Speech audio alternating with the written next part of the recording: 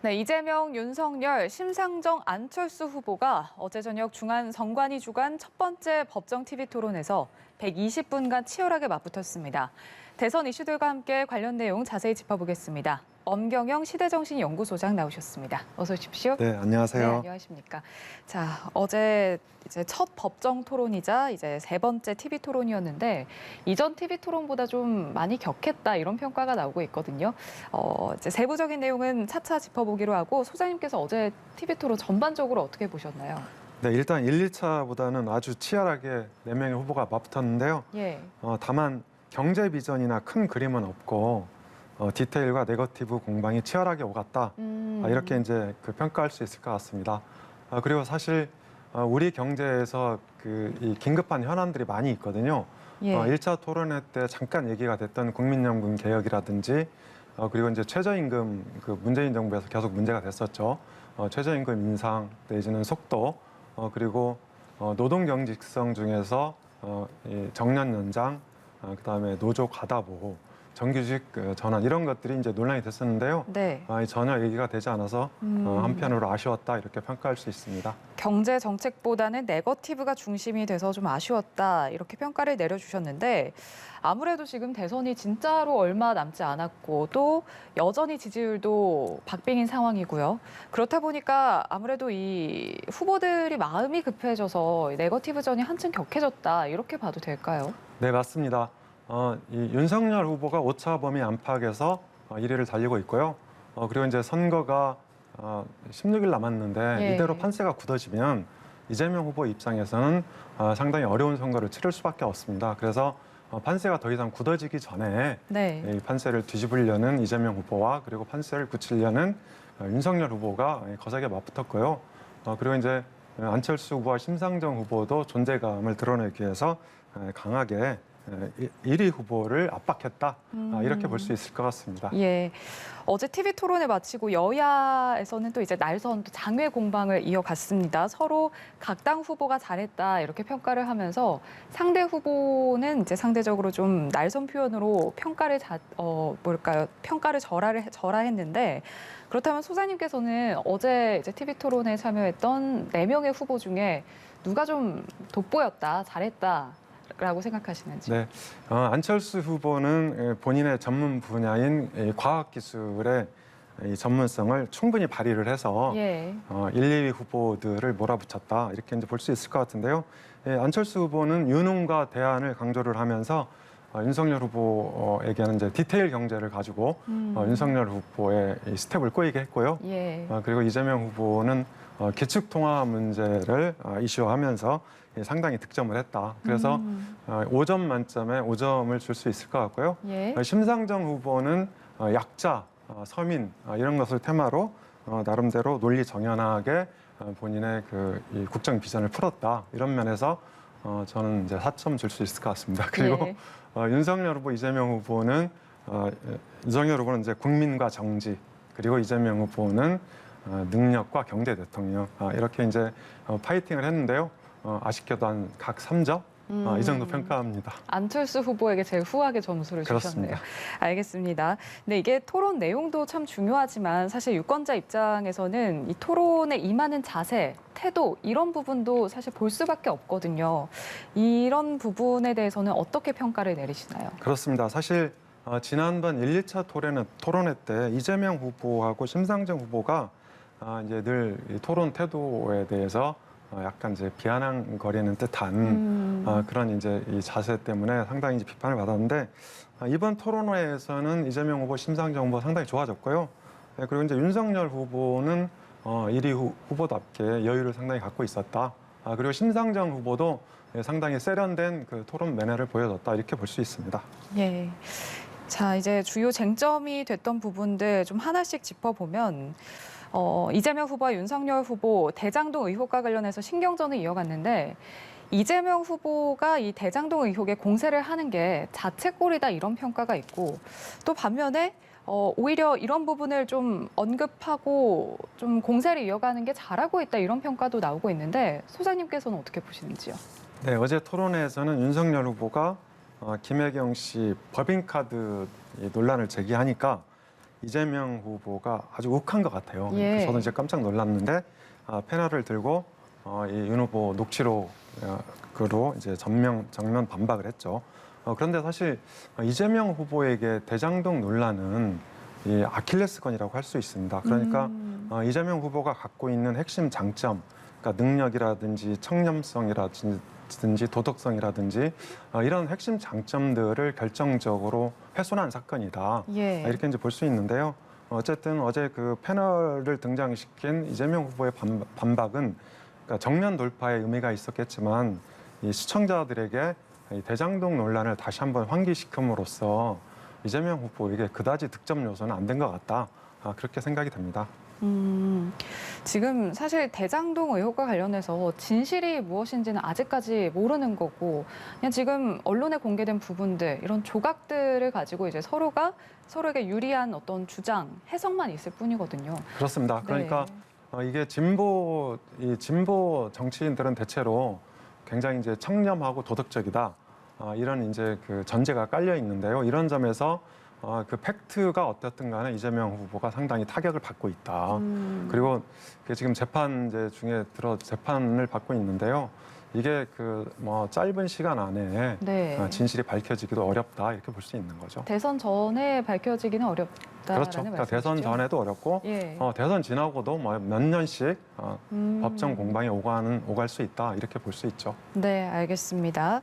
자, 그리고 어제 토론회에서는 이전 토론에서는 좀 말을 아꼈던 배우자 리스크와 관련해서 설전이 이어졌는데 윤석열 후보는 이제 김혜경 씨 법인카드 횡령 의혹을 비판을 했고 또 이재명 후보는 김건희 씨의 이제 주가 조작 의혹에 대해서 공세를 이어갔는데 네, 이 부분은 이렇게 질문을 드려야 될 것 같아요. 배우자 리스크 누가 더 손해인가요? 글쎄요. 그러니까 작년 9월에 그 고발 서주 의혹이 터진 적이 있습니다. 예. 그러니까 윤석열 후보 쪽에. 그런데 그로부터 한 달쯤 있다가 이 대장동 논란이 터졌죠. 그래서 고발 서주 의혹이 대장동 논란으로 이슈가 바꿔치기 되면서 윤석열 후보가 공세 입장으로 그리고 이재명 후보가 갑자기 이제 수세를 몰렸는데요. 이번에도 이제 비슷한 양상이 벌어지고 있습니다. 맨 처음에 이 김건희 씨의 무속 논란이 터지면서 예. 굉장히 이제 부정적인 여론이 확산하고 있었는데 한 달 정도 흐르다가 이 김혜경 씨의 법인카드 횡령 의혹이 터졌거든요. 이러면서 무속 논란은 사라지고 법인카드 의혹만 남았다. 이러면서 이재명 후보가 상대적으로 더 이제 타격을 받은 모양새가 되고 있는 거죠. 예. 추경과 관련해서도 공방이 벌어졌는데 이재명 후보는 이 추경을 야당이 좀 미루고 있다 이렇게 지금 주장을 했고요. 윤석열 후보는 50조 원 추경을 보내라고 했더니 겨우 찔끔 14조 원 보내놓고 합의를 하자. 그러니까 지금 서로가 서로 탓을 하면서 책임 공방을 이어가고 있는데 이 부분은 어떻게 보셨는지요? 네, 그러니까 소상공인에 대한 지원 입장에서는 양 후보가 또는 양 당이 차이가 없다고 생각을 합니다. 예. 다만 이제 문제가 되는 게 지급 시기죠. 그래서 어제 국회에서 16조 9천억 원 추경안이 통과가 됐는데요. 예. 문제는 이게 이제 그 내일부터 지급이 된다고 합니다. 그러니까 이 대선 선거를 정확히 보름 앞두고 지급이 되는데 과연 유권자 입장에서 예. 어느 정당의 어느 후보가 주도권을 쥐고 소상공인 이 지급안을 통과시켰냐 이게 이제 굉장히 중요한 거죠. 예, 예. 그래서 이를테면 양 후보가 서로 내가 그 주도했다 이런 생색내기 어떤 이 팽팽한 대치다 이렇게 이제 볼 수 있을 것 같습니다. 예. 지금 그리고 어제 네, 이 단어가 계속해서 인터넷상에서 언급이 됐는데 그러니까 이제 국채 발행과 관련해서 토론을 벌이다가 지금 기축통화국과 비기축통화국의 차이를 아는가 이제 안철수 후보가 질문을 던졌어요. 이재명 후보에게. 근데 이제 이재명 후보가 우리도 기축통화국에 포함될 가능성이 매우 높다라고 언급을 했는데 이 부분은 어떻게 보셨는지요? 네, 그러니까 원래 이제 이게 예. 이 윤석열 후보하고 국가부채 논쟁을 하다가 이재명 후보가 우리나라가 곧 기축통화국이 될 수도 있다. 예. 그러니까 지금 국가 부채가 한 55% 수준인데 그렇게 높지 않다. 이렇게 이제 주장을 했었는데요. 사실 윤석열 후보가 기축통화국에 대해서는 이 제대로 조금 그 인식이 안 돼 있었던 것 같아요. 이재명 후보요? 그러니까 윤석열 후보가. 윤석열 후보. 그래서 이제 그렇게 넘어갔는데 그 다음에 이 안철수 후보 주도권 토론회 때 이제 안철수 후보가 이재명 후보에게 기축통화국 문제를 제기를 한 거죠. 예. 이렇게 해서 논란이 붙었는데 사실 네. 이재명 후보가 이 기축통화국에 대한 정확한 그 인식이 조금 부족했던 것 같아요. 그래서 이제 안철수 후보가 공세를 펴면서 예. 문제는 이 현재 국가 부채 비율 한 55% 정도 되는 그런 이제 비중이 문제가 아니고 네. 이 속도가 문제다. 그러니까 기축통화국 중에서 우리 대한민국의 부채 증가 속도가 제일 빠르다. 네. 이렇게 이제 공세를 취했는데요. 예. 이 기축통화국 문제에 대해서는 이 안철수 후보가 완승했다. 이렇게 이제 볼 수 있을 것 같습니다. 이재명 후보가 지금 경제 대통령을 계속해서 강조하고 있잖아요. 이재명 후보에게 좀 큰 실책이다 이런 평가도 나오고 있는데 그렇다라고 보시는지요? 그렇죠. 그런데 이제 통화국 이 발음 자체도 어렵고 예. 그러니까 저도 이제 발음이 잘 안 되는데요. 이제 국민들도 되게 그 생소한 언어라서 네. 이게 크게 그 마이너스 요인으로 작용할 것 같지는 않습니다. 네. 안철수 후보 이야기도 해보겠습니다. 단일화 결렬 후에 이뤄진 TV 토론이어서 이제 안 후보와 윤석열 후보 대치 전선에 관심이 모였는데 평소보다 좀 더 압박 공세를 펼쳤다 이런 평가가 나오더라고요. 네, 그렇습니다. 안철수 후보가 윤석열 후보의 데이터 경제 문제를 갖고 예. 상당히 집요하게 물고 늘어졌는데요. 네. 사실 그 윤석열 후보는 이 데이터 경제에 대해서 조금 이 공부가 조금 부족한 게 아닌가 이런 이제 생각이 들 정도로 설명을 잘 못했습니다. 그리고 예. 안철수 후보는 이 공공 부분이 갖고 있는 데이터를 개방을 해서 네. 이것을 이제 산업계의 어떤 그 새로운 성장 동력으로 이렇게 만들자. 그러니까 이런 이제 주장을 폈는데 예. 윤석열 후보는 이 공공 부문 데이터 개방에 대해서는 이제 좀 비켜가는, 그러니까 좀 핵심을 비켜간 그런 발언으로 이 안철수 후보가 나중에 끝나고도 뒤끝 장렬했죠. 가장 실망했다. 예. 바로 이제 여기서 안철수 후보의 어떤 그 전문성이 상당히 빛났다 이렇게 볼 수 있을 것 같습니다. 예. 단일화 무산과 관련해서 이 재협상 가능성은 없을까요? 제가 보기에 그 윤석열 후보하고 안철수 후보 의 단일화가 무산된 거는요. 네. 단일화에 대한 시각이 다르기 때문입니다. 그러니까 그 윤석열 후보 쪽에서는 퍼즐 맞추기의 일환, 9개 정도 퍼즐이 맞춰졌는데 네. 정권 교체를 위해서 하나 정도 더 맞추면 된다. 그러니까 이런 식으로 이제 n분의 1로 안철수 후보의 어떤 이 단일화 컨셉을 생각하고 있는 것 같고요. 예. 반면에 안철수 후보는 그 공동정부까지 생각하고 있다. 이렇게 이제 볼 수 있는 거죠. 그래서 네. 서로 이 주고받을 카드나 협상의 어떤 눈높이가 완전히 다른 거죠. 안철수 후보가 받을 수 있는 카드는 제가 보기에 한 3개 정도 됩니다. 일단 당선이 되게 되면 인수위원회를 꾸려야 되는 거잖아요. 그래서 정권 인수위원회는 차기 정부의 성격이나 방향을 가늠할 수 있는 굉장히 상징적이고 의미 있는 이제 자리인데 예. 인수위원장이 될 수가 있겠고, 그다음에 이제 두 번째로는 이제 그 초대 총리, 그리고 세 번째로는 합당을 하게 된다면 이제 당 대표가 될 수 있겠죠. 그런데 예. 이 세 개 다 사실 만만치 않습니다. 그러니까 다른 인사들이 인수위원장으로 오르내리고 있고요. 총리도 마찬가지입니다. 그리고 이제 만약에 윤석열 후보가 승리를 하게 되면 이준석 대표가 상당히 이 공을 세우게 되는 거잖아요. 그래서 이준석 대표를 제끼고 예. 안 후보가 당대표가 되기 어렵죠. 그래서 사실은 네. 안철수 후보에게 줄 수 있는 국민의힘의 카드가 마땅치 않다. 이제 여기서 단일화 협상이 결렬된 것 같고요. 예. 일각에서는 5년 뒤에 대선 후보 이런 이제 얘기도 나오는데요. 우리나라 대선을 보면 지금 6개월 더 수많은 그런 이제 역동성이 등장하면서 상황이 팍팍 바뀌지 않습니까? 그런데 어떻게 5년 후를 예비할 수 있겠나요? 그래서 제가 보기에 예. 5년 후 대선 후보는 다소 의미가 없다.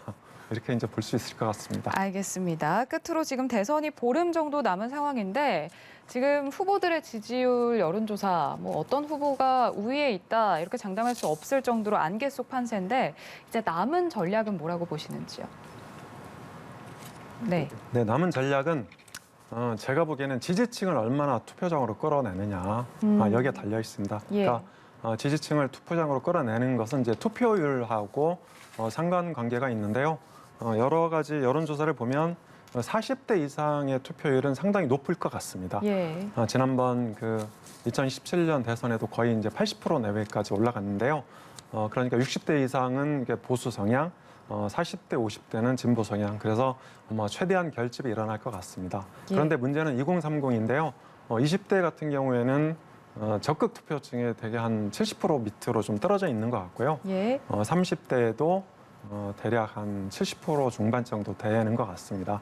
그래서 실제 투표율은 이거보다 한 10% 정도 낮게 형성될 가능성이 큰데요. 네. 그렇게 되면 20대 투표율은 한 50대 중후반, 그리고 70대는 60대 중후반 이렇게 예상이 되는데, 문제는 이제 남성과 여성의 차이가 있을 수 있다. 20, 30대에서도 20, 30대에서 이번 정부에 좀 그 반감이 많은, 예. 그리고 젠더 이슈에 민감한 남성들은 상대적으로 투표장에 갈 가능성이 크죠.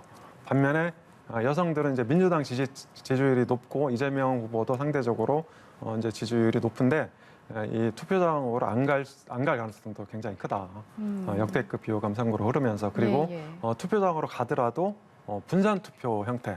그러니까 이재명 후보도 지지하고 안철수 후보도 지지하고 윤석열 네. 후보도 지지하고, 이게 이제 4.7 재보궐 때 나타났던 현상이거든요. 네. 그래서 20, 30대, 특히 20, 30대 여성의 투표율이 이번 대선에서 승패를 가를 수 있다. 이렇게 생각을 합니다. 알겠습니다. 투표율 끌어올리는 게 중요하다라고 말씀해 주셨습니다. 엄경영 시대정신연구소장과 함께했습니다. 고맙습니다. 감사합니다.